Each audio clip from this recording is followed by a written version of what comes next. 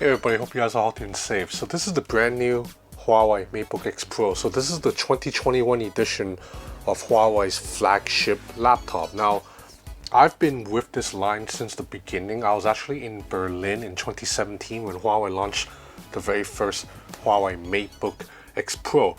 Now, I remember when that laptop first made its debut in 2017, it was way ahead of its time because it had bezels that were way slimmer than what was available on the MacBook and many other laptops other than the Dell XPS 13, and it was like impossibly thin at the time. Actually, one of my friends here at the co-working space has the original OG Huawei MateBook X Pro.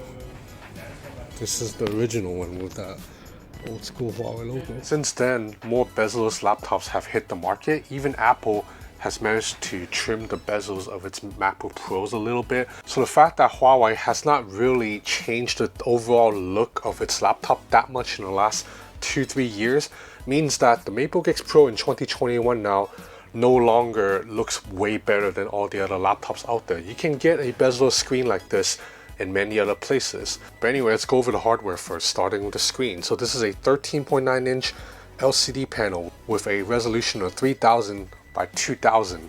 Now this is a touchscreen, so you can interact with the interface just by running your finger through it, tapping on it. It supports multi-touch gestures, all that. Maximum brightness is 450 nits, so it's not gonna get as bright as a smartphone screen, but for a laptop, it's pretty respectable. Right now, I'm at max brightness, and you can still see the screen quite well, you know, even if the sun is shining directly on it. The laptop, when folded, measures 14.6 millimeter as thickest point, and it tapers a little bit off to the side right here to an even thinner point. It weighs 1.33 kg, that's about 2.9 pounds for Americans. So if you are familiar with Huawei's laptops from the last 2-3 years, this will feel very familiar in overall dimensions, in-hand feel, all that. It is among one of the smaller, lighter laptops that run the newest Intel chip with a 13.9 inch display. Now, construction is premium as you can expect from a Huawei device. So the hinge, it's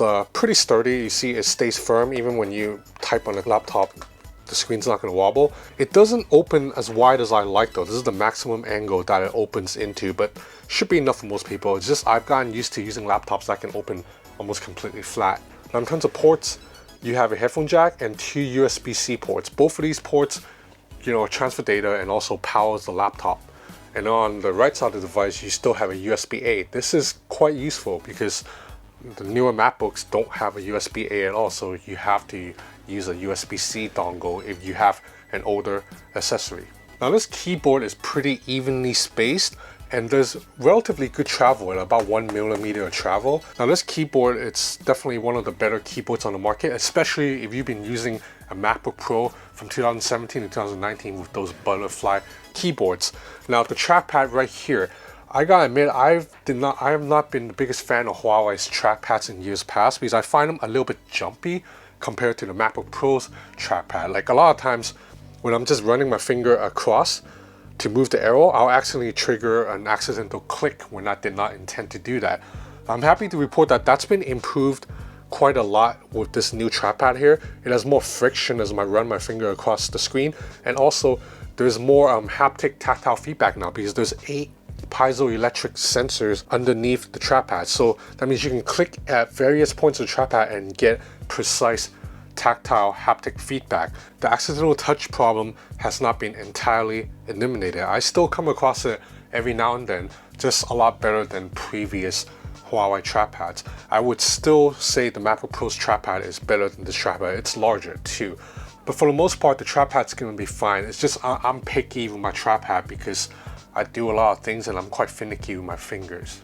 Now, 2 hardware features that the Huawei MateBook Pro, the original one, 2017, grabbed a lot of attention for also remains here. So the first is this one-touch fingerprint sensor that also doubles as a power button. So basically, when the machine is off, whether it's asleep or completely shut down, you just have to press the button once, and then that's it. The machine will boot up all the way into the home screen. You don't have to press twice like you would on a MacBook. The second feature, it's a pretty controversial divisive feature, is this pop-up webcam right here located in the F keys between the F6 and the F7. So You know, a lot of people have complained about the location of this webcam. It basically shoots up at your nose. Now this is footage shot with the Huawei MateBook X Pro, and the sound you're hearing is coming directly from the laptop's mic. And I agree, if you do a lot of video calls, this is not an ideal placement, and the 720p resolution is relatively weak. So this is not a laptop that you buy to make a lot of video calls.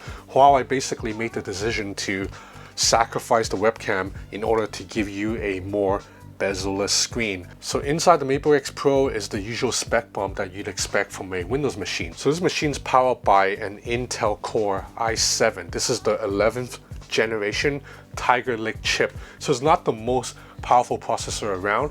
So if you do heavy gaming or heavy video editing, this laptop is not for you. But for most other people who just need a laptop for productivity work, this more than delivers. Thermals are quite good too, because Huawei's developed this shark fin cooling system that dissipates heat quite well. I use this laptop as a work machine over the past several days. You know, it has Slack running at all times with Spotify. Also watch a lot of YouTube videos, all of that, and everything handled fine, and it did not get too hot.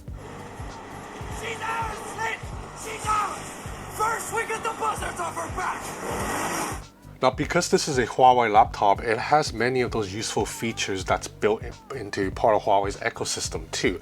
So one of these is called Huawei Multi-Share. So basically, if you own a Huawei smartphone, you just have to tap the smartphone onto the trackpad, and then it will connect the two devices. Once connected, you can view your smartphone screen like a digital simulation of the smartphone screen on your laptop. That means you can interact with specific apps on your phone directly on your machine. You don't have to take your attention off your laptop just to respond to a WhatsApp message, for example. If you have other Huawei accessories like the Huawei FreeBuds Studio or the Huawei FreeBuds Pro, it'll sync and connect with this laptop seamlessly and intelligently switch between the laptop or your Huawei smartphone.